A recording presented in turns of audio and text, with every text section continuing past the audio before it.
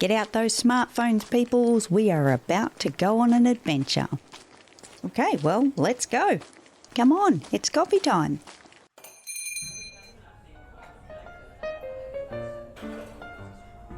I have to say, it's great to be back in the virtual cafe. Nothing beats the ambience of a cafe, and it really is my home away from home. Good morning, Kerry. Great to see you again. Good morning, Ronnie. Well, just take a seat and we'll bring that latte right over to you. Yes, please, that would be great. Thank you so much.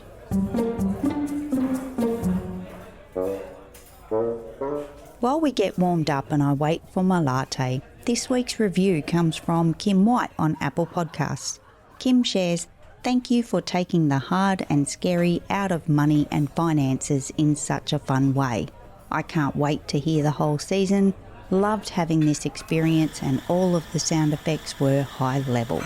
Thank you, Kim, for such a lovely review.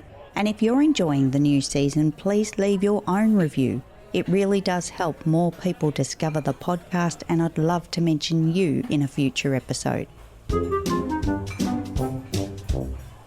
When it comes to keeping great records for your business finances, I see a lot of micro business owners step into accounting platforms, which opens a whole can of worms of learning, adapting, and trying to get your head around how they work and how you can make them work for you.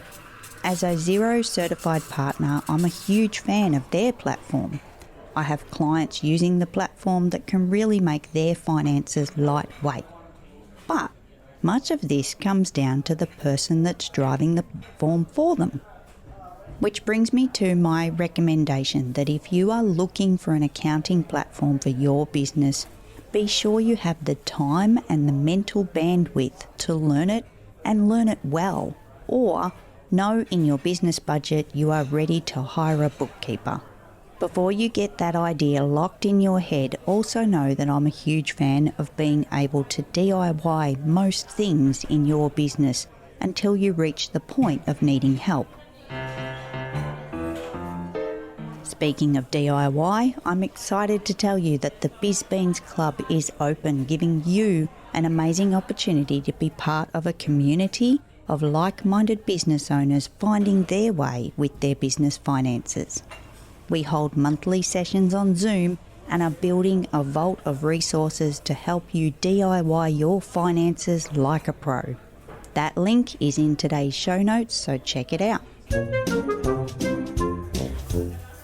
Let's strip back the concept of keeping good records in your business finances. A, should you need the evidence in your tax return? Or B, when we hope not, should you get audited by your tax department? There's a few options when it comes to having all the evidence that you need in your business to back up your business finances. Maybe it's a shoebox, a filing system, or it could even be digital records that you have.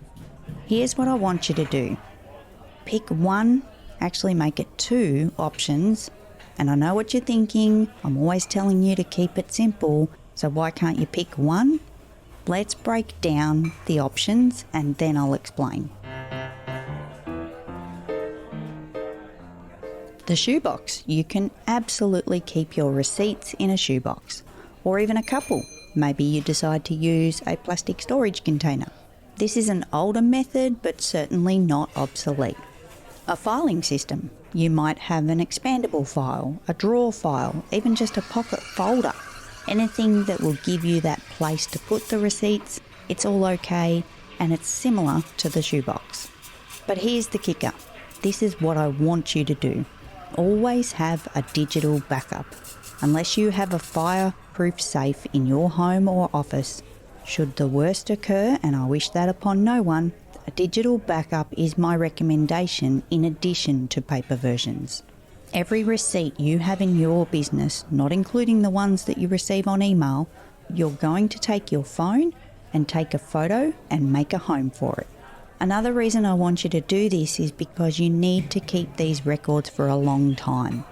Check with your local tax laws, but this can range from 3 to 7 years, and many are actually 7 years that you need to keep those records. And guess what? If you close, stop, or sell your business, you still need those records. I'm still clearing out years of paper files as they expire their 7-year mark, as I've only been fully digital for the last few years.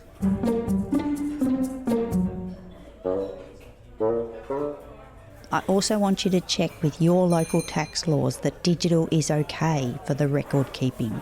That's really important and something that you have to do. If you are allowed to be 100% digital, take that photo and throw the paper away. Shredding is always recommended so you're protecting your personal information, and it also makes amazing garden mulch as long as the ink isn't too heavy, and also check that it's not coloured or glossy paper because I hear that that's a little bit too much. For your digital files, you can create simple folders in your smartphone for the images and make sure that you have cloud storage synchronized for this. Backups are always needed in life and business. If you decide you prefer to have a computer file for those receipts, create that, take the photo on your smartphone and send it to your computer. Another thing I want to highlight, who invented that damn carbon paper stuff? Ugh. Have you ever put a receipt on your dashboard in the sun and it looks like it's going to spontaneously combust? Do not use your car dash as a receipt storage. It won't survive and it won't be legible if you need it in the future. Let me also add, many types of paper and ink fade these days. They're always making something cheaper, more eco-friendly, which I'm all for. But without the digital files, you run the risk of having your records useless if you just rely on the paper versions these days. Like I always say, find what works for you. There's no point adopting something you won't follow through with. Always try something, be open to change, but make sure it fits your style and the way you like to operate.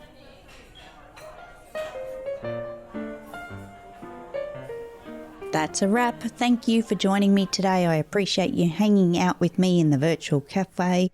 And until next week, happy Biz Beans to you.